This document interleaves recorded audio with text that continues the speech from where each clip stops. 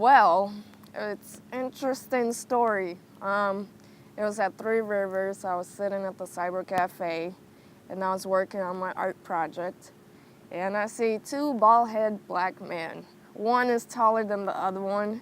And I was speaking to my big brother, Mr. Kevin Booker Jr., and Diana came up to Mr. Booker and started talking to him.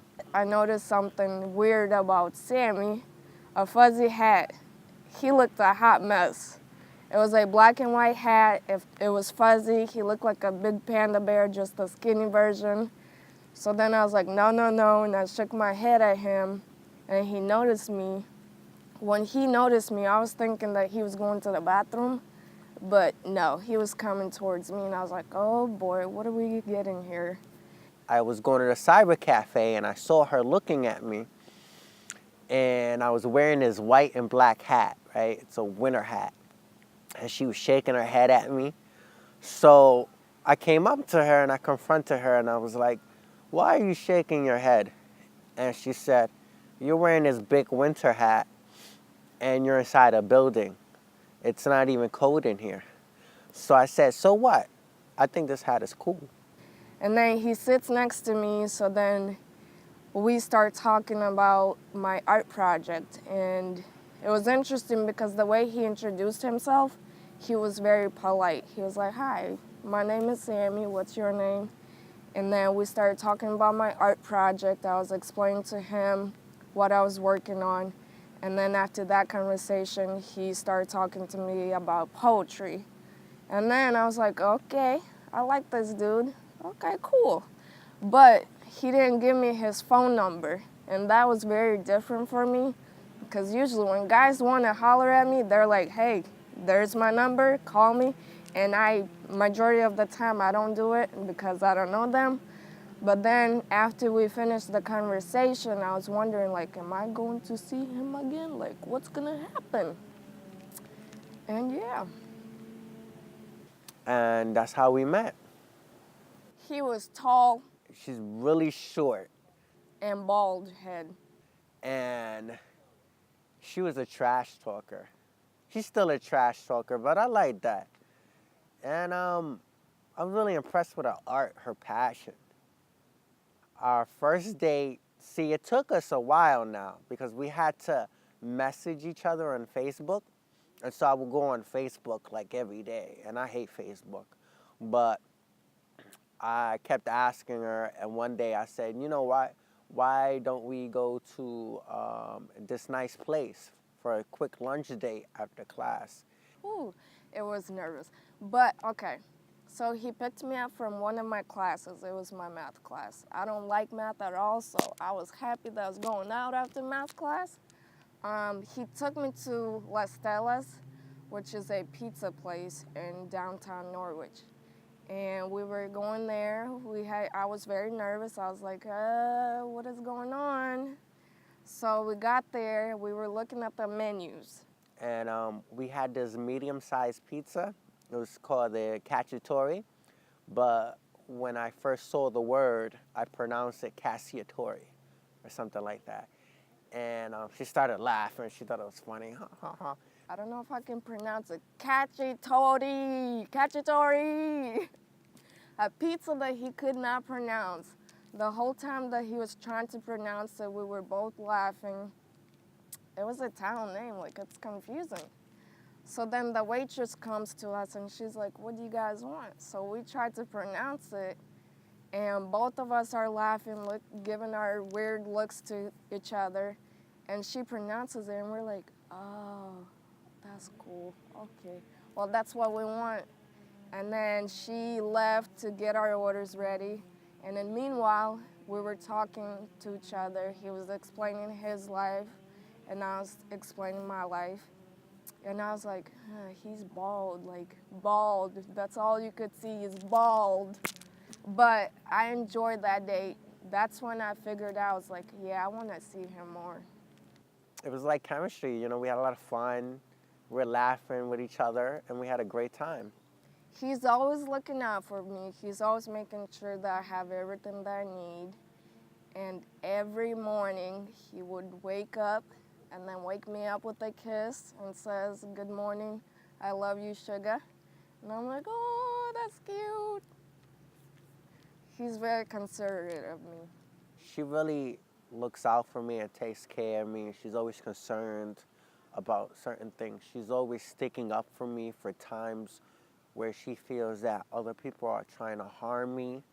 And, you know, I'm a grown man, but it's a good feeling to know that someone is constantly looking out for me. And it feels great.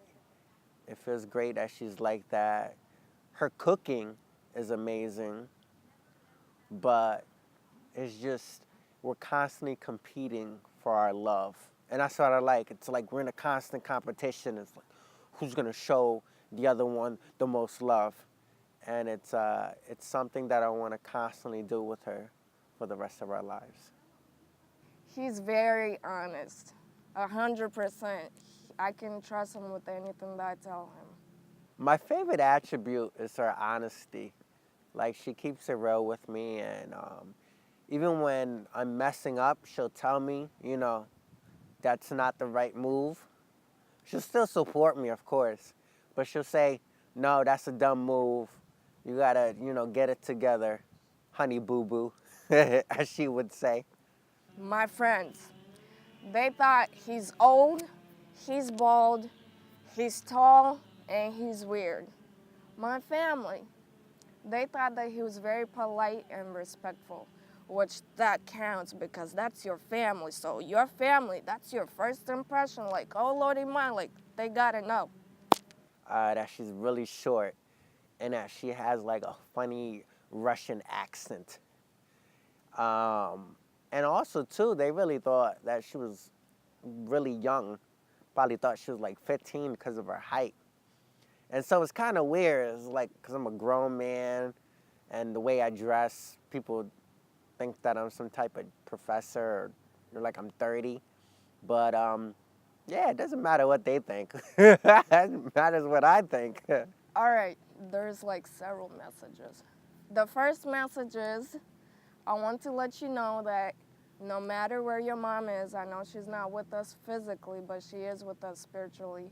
And she's very proud of you with what you have done and where you're going. And you should be proud of yourself because she did a great job with you. So never forget that's your number one. She'll always be your number one. Number two message.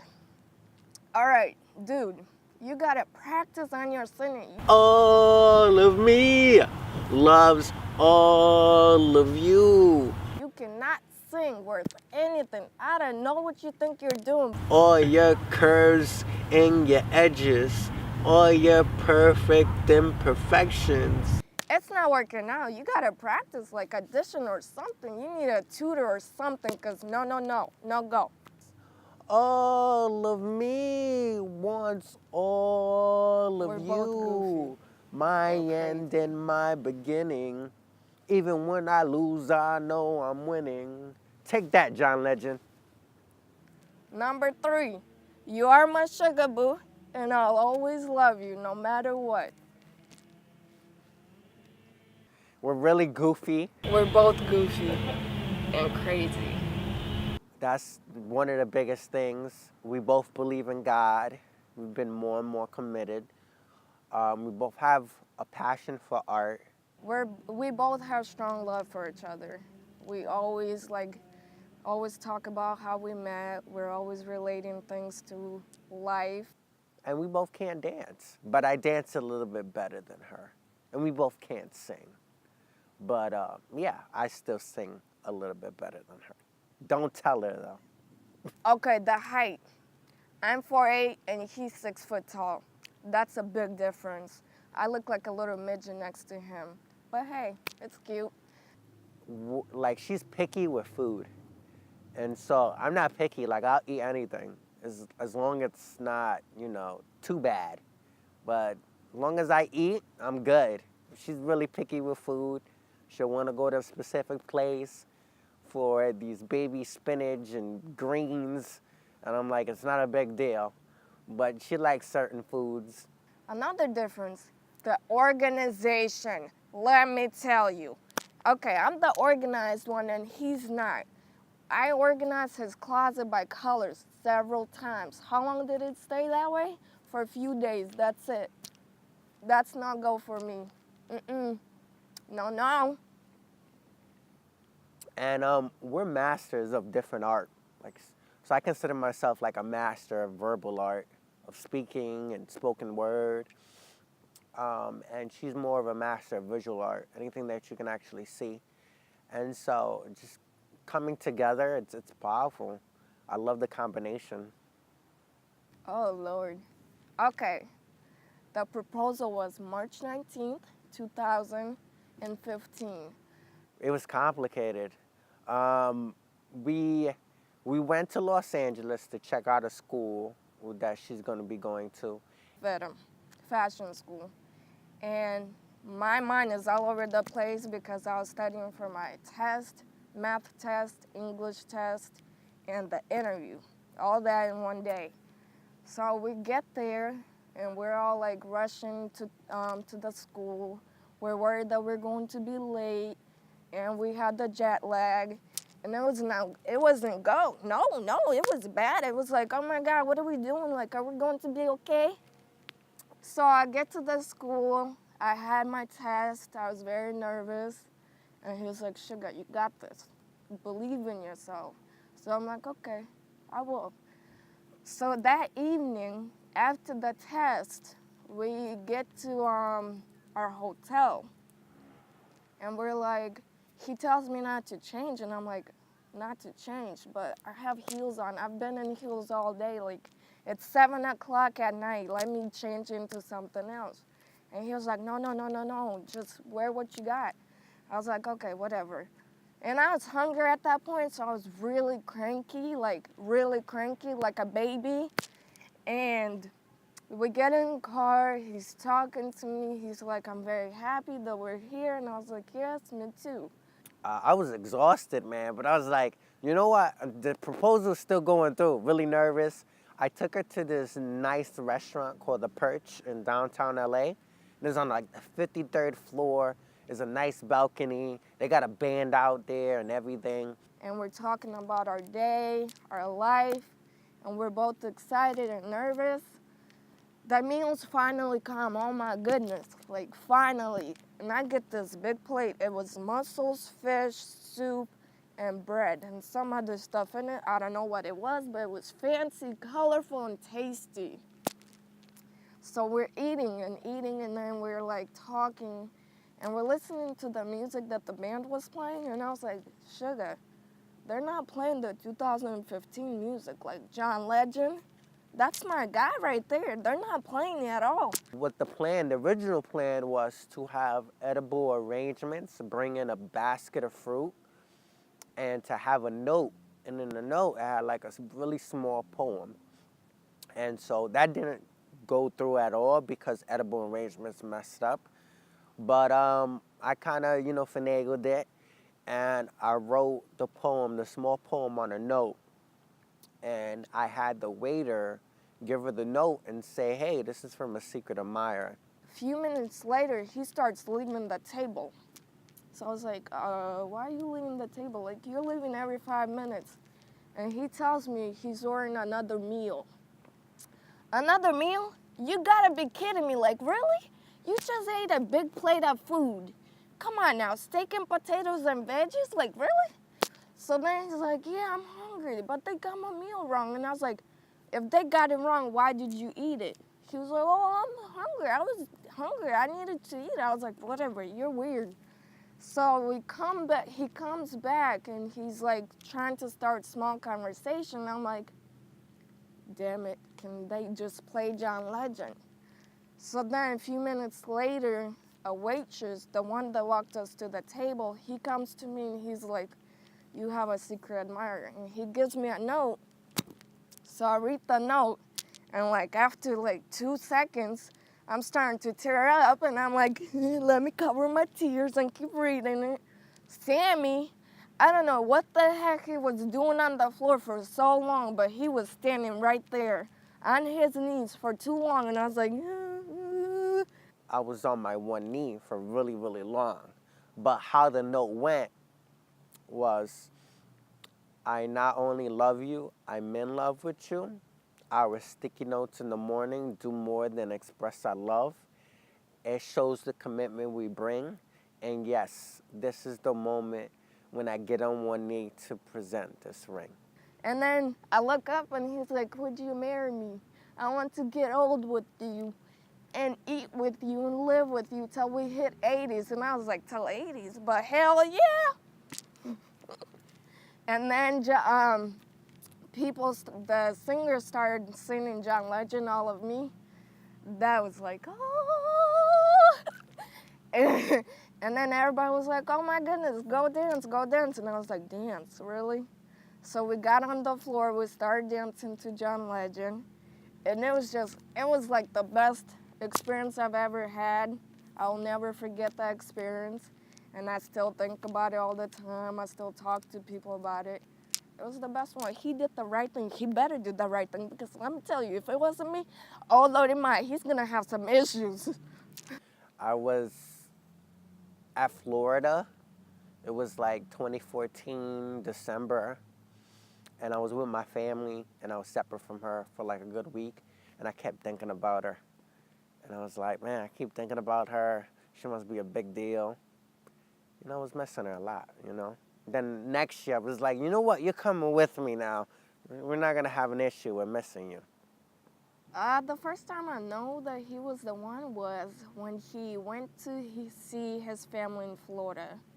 It was my first Christmas without him after we met, and he went there for a week. And I was like, oh, I don't have Sammy here. Oh, I have to stick with my family, I guess, but it's okay because we get to eat, cook, and open presents and be with my family. But I was a little bit sad because I didn't have him for the whole week. And usually every week after classes, he would take me out to eat or to Walmart. We go on dates to Walmart, like really. We walk in the Walmart and we talk about food. That was our date. But I'm glad that he actually went to his family because he doesn't see them a lot, and it was a good experience with him. And then, actually, when he came back, I was like, oh my goodness, I'm like a little kid eating with the pie. When he came back, I was very excited because I was making a big card. Like, I designed the card, and it had like different pages and pictures of us. So what I would do every time that he would come pick me up, I would time him because I was that excited. And I'm like, okay, anytime now. So when I saw his car pull up to my mom's office to come back from Florida, I was like, oh, yes, he's here. So I went outside and I literally ran to him and gave him a big hug. And I was like, so, how was your day? And then he's like, oh my goodness, are you okay? And I'm like, yeah, you're here. Most embarrassing moment, it was a couple of months of us dating, and we were like wrestling on my bed and stuff, goofing around, and she got on top of my back, and we were at the edge of the bed, and so we slid off the bed, and my forehead went straight into the carpet, and it created this big giant rug burn. And so I had a big mark. And the next day, my coworkers were trying to figure out what happened. And I told them a cat scratched me.